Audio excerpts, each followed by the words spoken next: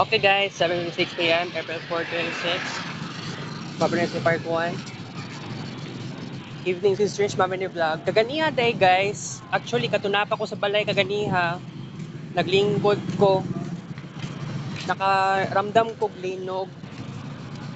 And minalang gani, naapoy nagkuan.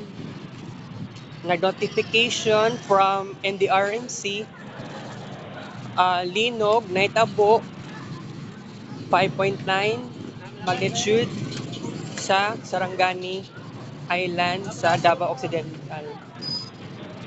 Gani alas 6 pasado. Kaya di ba ni kaon ko kuan, wupi, wala pa to alas 7. So, kuan, wala lang ko nag-vlog ato kay abi na ako ay di man gud kusog diri sa Davao City. So, wala lang pug ko nag-vlog related sa vlog the earthquake because di ba hinay ra gyud kaayo ang linog diri sa Davao City. So, okay ra. So, much better. Much better nga di lang ko mag-vlog. Kay dili man gud kusog, pero if you wanna kuan mong good, kung buot niyo naon, kusog na dito sa Sarangani. Ug tungod ana, may expect yung aftershocks. Okay? Sarado na ang Toril Park.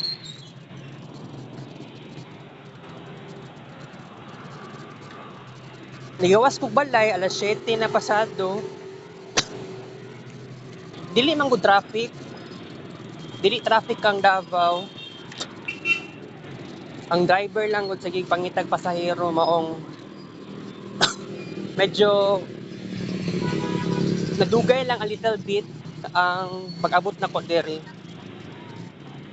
So anyway, nakatulog ko kaganiha alas 4 hanggang alas 6 sa gabi. Nagtinda sa Timonik. Sa una-una ang tanan ko, mupalit unta ko pan sa iyaha nga naay Ovaltine nga chocolate na sa taga na palaman. Nakalimot noon ko. Naka-up sa kong nauna kagani alas 4 sa hapon, mugawas kog balay. Kaya lang sige ra kog higda, naghigda ra ko ato, sige kog panghiwid kay lami bitaw kaayo mo higda. Lami pud manghiwid kay relax lang gud sa lawas. So wala tay mahimo karon no nga wala ko kasulod.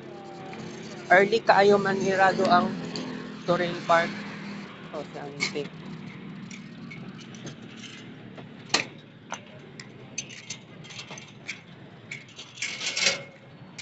Te, open mo gahapon diri te.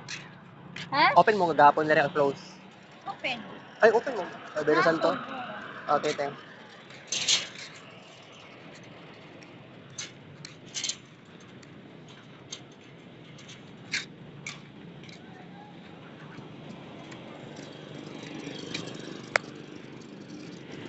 Kita kita sa Fix Vlog. Take a video.